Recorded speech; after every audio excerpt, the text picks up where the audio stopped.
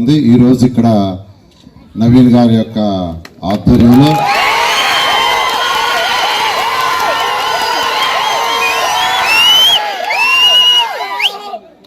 అనేక మంది ఈరోజు తెలుగుదేశం పార్టీలో చేరటం నిజంగా చాలా సంతోషంగా ఉంది. మీ కేకలు మీకు అరుపులు చూస్తుంటే ఖచ్చితంగా శ్రీనివాసుడు చెప్పినట్టు 1,00,000 మెజార్టీ దాటుతుంది ఖచ్చితంగా.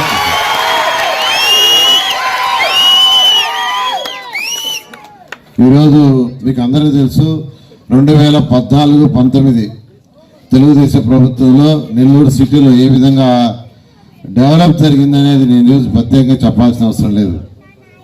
అదే 19 నుంచి ఈ రోజు వరకు ఏం జరిగిందని కంపేర్ చేసుకుంటే ప్రతి ఒక్కరికి ఏ నోట ఎక్కడైనా అంటే నెల్లూరులోనే కాదు నెల్లూరు జిల్లాలో ఉన్న ఏ కాన్స్టిట్యున్సీ అయినా నెల్లూరు జిల్లానే కాదు పక్క జిల్లాల్లో పక్క రాష్ట్రాల్లో కూడా డిస్కస్ చేసుకునేది ఒకటే. 14 నుంచి 19 జరిగిన డెవలప్మెంటు 19 నుంచి ఈ రోజు వరకు అంటే ఆ రోజు మనం చేసిన డెవలప్మెంట్స్ దోమలు లేని నెల్లూరు నగరాన్ని చేయడానికి 550 కోట్లతో ప్రాజెక్ట్ తెచ్చారు. 550 కోట్ల రూపాయలతో. అది కూడా నెల్లూరు మున్సిపాలిటీకి బర్డెన్ లేకుండా రాష్ట్ర ప్రభుత్వం భరించేటట్టుగా క్యాబినెట్లో అప్రూవ్ చేయించాను. ఆ ప్రాజెక్ట్ 85% అయిపోయింది. ఒక్క 15% అయిపోయి మీ ఇళ్లలో బాత్రూముల్లో టాయిలెట్స్లో ఆ వాటర్ అంతా ఆ కనెక్షన్ ఇచ్చేస్తే దోమలు ఉండవు. ప్రపంచంలో నేను అనేక విదేశాలు తిరిగా. ఆ దేశాలు దోమ అవ్వదు. ఎందుకు అవ్వదు అంటే వాళ్ళకంతా అండర్ గ్రౌండ్ సిస్టమ్. ఎక్కడ ఏ ఇంట్లో చుక్క నీరున్నా అది బాత్రూమ్ కానీ వంటగదిలో నీళ్ళు కానీ అన్ని భూమి లోపల బయటకు వెళ్ళిపోతాయి ఎక్కడికో. దానికి 550 కోట్ల రూపాయలు నెల్లూరు శాంక్షన్ చేసి అంతా అయిపోయింది. జస్ట్ కనెక్షన్ ఇవ్వటం. కానీ 5 సంవత్సరాలు దాన్ని పక్కన పడేశారు.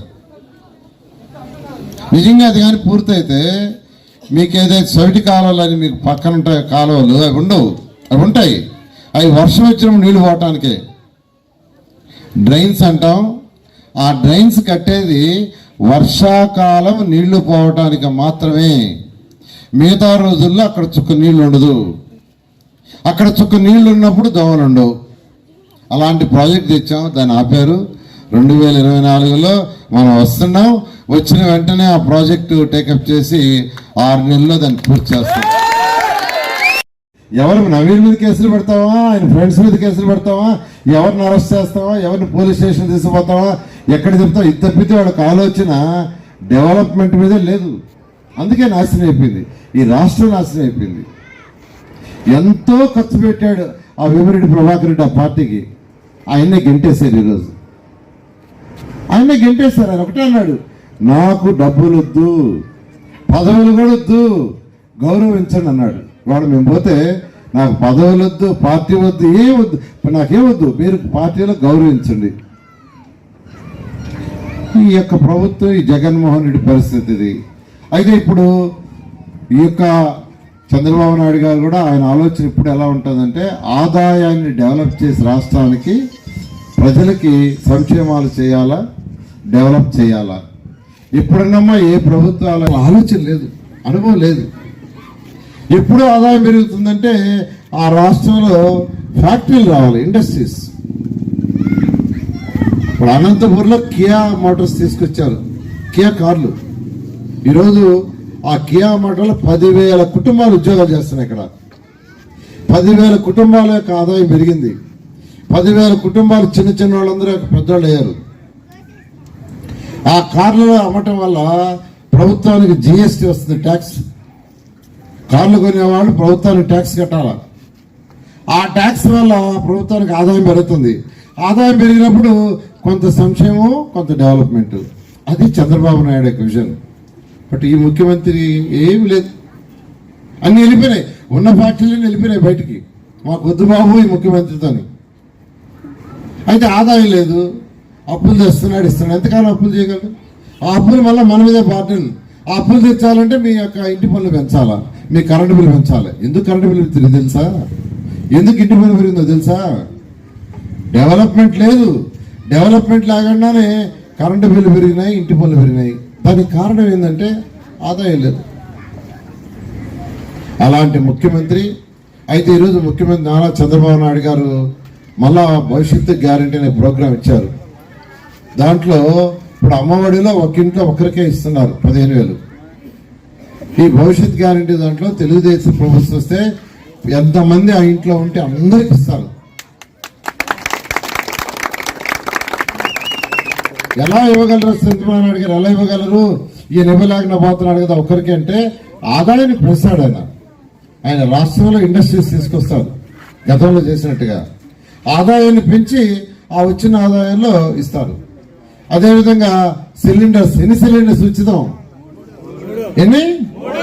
3 సిలిండర్లు ప్రతి ఒక్కరికి ఉచితంగా ఇస్తారు. అవి కూడా ఎలా ఇవ్వగలడంటే ఆదాయాన్ని పెంచి, ట్యాక్స్ రైజ్ కాదు, కరెంటు బిల్లు పెంచి కాదు, ఇండస్ట్రీస్ తీసుకొచ్చి ఇండస్ట్రీస్ ద్వారా ఆదాయాన్ని పెంచి. అదేవిధంగా 18 ఏళ్ళు దాటిన ప్రతి మహిళకు 18 ఏళ్ళు దాటిన ప్రతి మహిళకు నెలకు ఎంత ఇస్తున్నారు? 1,500. 18 ఏళ్ళు దాటిన ప్రతి మహిళకు నెలకి 1,500, సంవత్సరానికి 18,000 పోతున్నారు. అది కూడా ఎలా అయిపోతున్నాడంటే ఆదాయాన్ని పెంచి. ఆదాయం ఎలా పెరుగుతుందంటే ఇండస్ట్రీస్ రావాలా. నేను చెప్తున్నానండి, అనంతపురంలో కియా మోటార్స్ రావడానికి ఆ దేశానికి పోయి ఆ దేశంలో కియా మోటార్స్తో చంద్రబాబు నాయుడు మాట్లాడి వాళ్ళని ఇక్కడ తీసుకొచ్చి వాళ్ళకి ఆయన పర్సనల్గా డిన్నర్ ఇచ్చి వాళ్ళతో డిస్కస్ చేసి కియా మోటార్ తెచ్చారు. కియా మోటార్ తేవడానికి ల్యాండ్ వాళ్ళకి 5,000 ఎకరాలు యాక్చువల్గా నామినల్ రేటుకి ఇచ్చారు. 5 సంవత్సరాలు కరెంటు బిల్లు తగ్గించి ఇచ్చారు. 2 రూపాయలకే ఇచ్చారు.